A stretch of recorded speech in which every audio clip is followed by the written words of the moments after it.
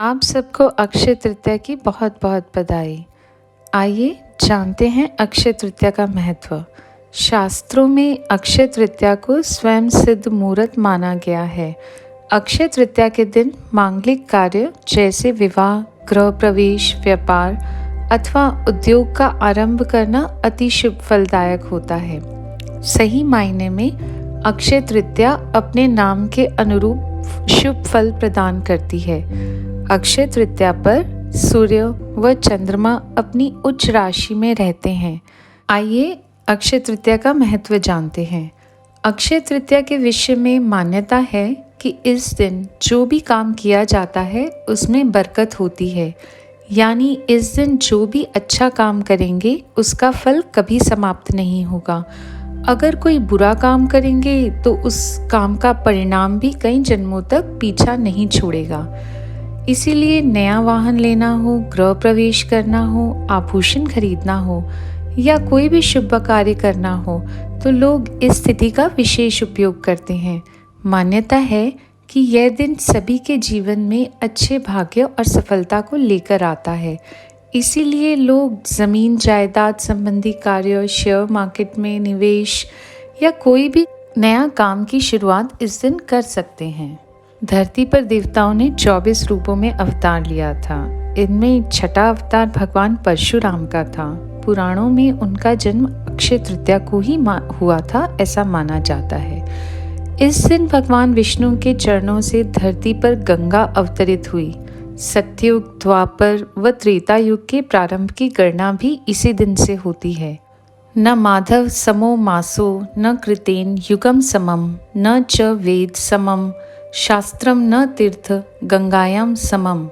विशाख के समान कोई मास नहीं है, सतयुग के समान कोई युग नहीं है, वेद के समान कोई शास्त्र नहीं है और गंगा जी के समान कोई तीर्थ नहीं है। उसी तरह अक्षय तृतीया के समान कोई तिथि नहीं है। विशाख मास के शुक्ल पक्ष तृतीया को मनाए जाने वाले इस पर्व का उल्लेख विष्णु धर्म सूत्र, मत्स्य पुराण, नारदीय पुराण तथा भविष्य पुराण आदि में मिलता है। यह मुहूर्त अपने कर्मों को सही दिशा में प्रोत्साहित करने के लिए श्रेष्ठ माना जाता है। शायद यही मुख्य कारण है कि इस काल को दान इत्यादि के लिए सबसे अच्छा माना जाता है। पुराणों के अनुसार इस दिन सूर्योदय से पूर्व उठकर स्नान, दान, जप, स्वाध्याय आदि करना शुभ फलदायी माना जाता है। इस तिथि में किए गए शुभ कर्म का फल क्षय नहीं होता है। इसको सतयुग के आरंभ की तिथि भी माना जाता है।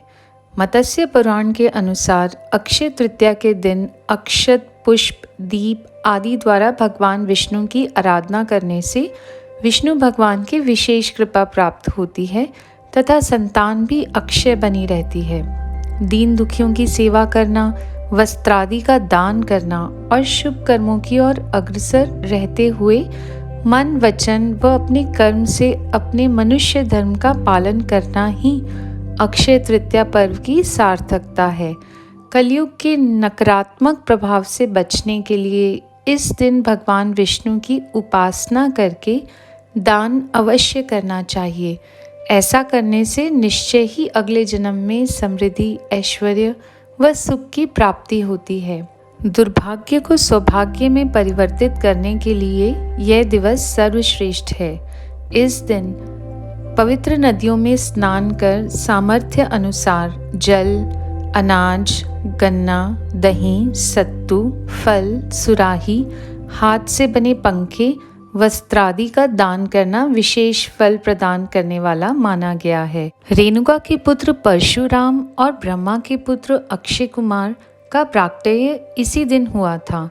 इस दिन श्वेत पुष्पों से पूजन कल्याणकारी माना जाता है। धन और भौतिक वस्तुओं की प्राप्ति तथा भौतिक उन्नति के लिए इस दिन का विशेष महत्व है। धन प्राप्ति के मंत्र, अनुष्ठान व उपासना बेहद प्रभावी होते हैं। इस दिन का इतना महत्व है कि बिना पंचांग देखे अक्षय तृतीया को श्रेष्ठ मुहूर्तों में शुमार किया जाता है। यानी बिना पंचांग देखे आप कोई भी शुभ कार्य इस दिन कर सकते हैं। दान करने से जाने अनजाने हुए पापों का बोझ हल्का होता है और पुण्य की पूंजी बढ़ती है।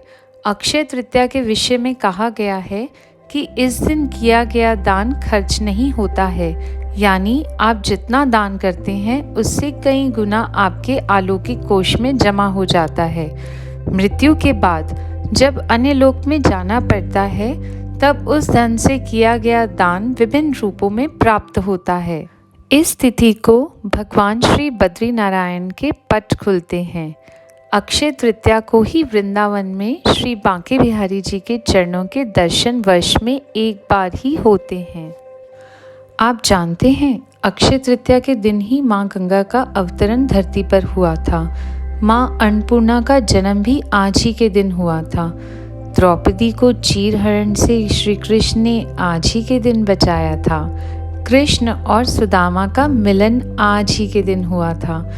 कुबेर को आज ही के दिन खजाना मिला था। सतयुग और त्रेता युग का प्रारंभ भी आज ही के दिन हुआ था। इसी दिन महाभारत का युद्ध भी समाप्त हुआ था। अक्षय तृतीया के दिन अपने सद्गुरु और अपने इष्ट भगवान की पूजा अर्चना करने से उसका अक्षय फल मिलता है। आप सभी को अक्षय तृतीया की बहुत बहुत बधाई। आप सबकी जप और साधना बढ़ती रहे, ऐसी मेरी भगवान से प्रार्थना है। मिलती हूँ आपको अपने नेक्स्ट वीडियो में। जय श्री कृष्ण।